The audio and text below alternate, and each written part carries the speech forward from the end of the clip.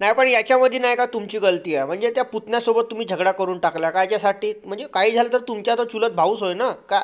5 acre जमीन आहे, अर्धा हिस्सा त्याला देऊन दिला असता, अर्धा तुमच्याजवळ ठेवला असता. दोघांच्याही हिश्श्यामध्ये अडीच अडीच एकर आली असती. ती एवढीशा 2.5 एकरच्या पट्ट्यासाठी तुम्ही आता झगड्या करून राहिले. आणि आता तुमच्या डोन्या काका पण हिस्सा मागायला आला. पण तुम्हाला समजायला पाहिजे ना, ज्याच्या हिस्साच्या त्याला देऊन द्यायचं. कायले फालतू झगडा बिगडा करत बसायच्या का? पहा, तुम्हाला काही माहीत नाही तर म्हणतात बोलावं नाही. तो पुतण्या त्याचं लग्न केलं मी ना का? ढुंगण धुवाच्या सवाद लावतं त्याले. मी ढुंगण धुवून दिलं त्याचं लग्न केलं. मागं ऍक्सिडेंट झाला होता तर मीनं लावला आपल्या जवळचा पैसा का? मोबाईल घ्यासाठी मीनं पैसे दिले त्याले. आणि आता तो मला हिस्सा माग. नाही नाही नाही नाही नाही, तू गलत बोलून राहिलास. मोबाईल मीनं घेऊन दिला होता माया पोराले का? तुला फक्त सिम कार्ड घेऊन दिला होता, रिचार्ज मारून दिला होता. त्याच्या बाप जिवंत असताना तुला मोबाईल घेऊन मागन का? मी देईन त्याला मोबाईल घेऊन. तुला आपल्या भावासारखा समजतो का? घरी कोणती वस्तू आणि ना, मागं समोसा आणला होता ना, अर्धा समोसा तुला दिला होता त्यानं. पण उपाशी नव्हता ठेवत तो.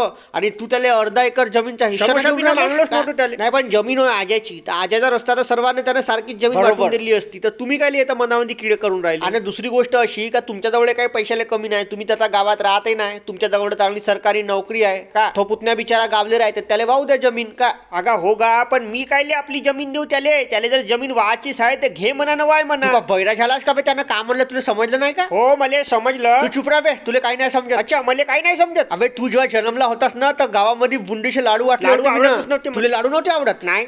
तुला बुंदीचे लाडू नव्हते आवडत? नाही, मला जिलेबी आवडत होती. शाला तुझ्यासारखा नाही का पोकळ माणूस नाही पाहिला मी ना आतापर्यंत. हे जुराची लेंडी माया घरी येत होती ना, मला म्हणे काका काकीले लाडू बनवायला लाव म्हणे बुंदीचे म्हणे. झलशिकी भाऊ पहा, सरपंच साहेबाच्या आणि गाववाल्याचे हेच म्हणणं आहे का तुम्ही आपल्या जमिनीचा अर्धा हिस्सा यायला देऊन द्या. थांब मला नाही का आता वावराच्या हिस्सासोबत नाही का मला घराचा पण हिस्सा पाहिजे. काही नातं बितं नाही, काही ठेवलं नाही याच्यामध्ये. साला तोंडाव खोटं बोलते, लाडू ना आवडत म्हणते बुंदीचे. एवढा खाल्ला तरी बकर बकर. पहा ऐकून घ्या, काही ऐका विकास ना आता मला घराचा अर्धा हिस्सा, वावराचा अर्धा हिस्सा.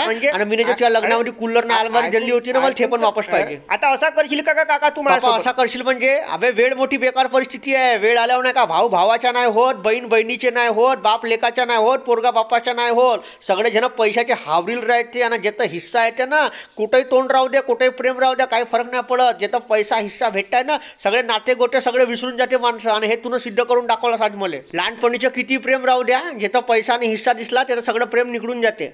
मिस्टर डोनाल्ड ट्रम्प, मी असं ऐकलं की तुमची बहीण सुद्धा तुम्हाला हिस्सा मागून राहिली आणि तुम्ही देऊन नाही राहिले. कोण सांगितलं तुले? आता कोणी येईल ना काही म्हणतील वा वा वा वाजवा टाळ्या मस्तच्या बहीण. अरे माई बहीण ना माया लगीत प्रेम आहे, ते मला हिस्सा नाही मागू शकत कधी. ते तर अशीच आली होती घरी मस्त अशी सणा बिनाली येते तशी. मग लाडू घेऊन गेली बुंदीचे नाही का? आणि हिस्सा मागलाय तरी मी तिला देऊ कायच्या? वावर वाहून राहिलो मी, पैसे लावून राहिलो मी, आणि ते येणे तिला हिस्सा देऊ का? वा.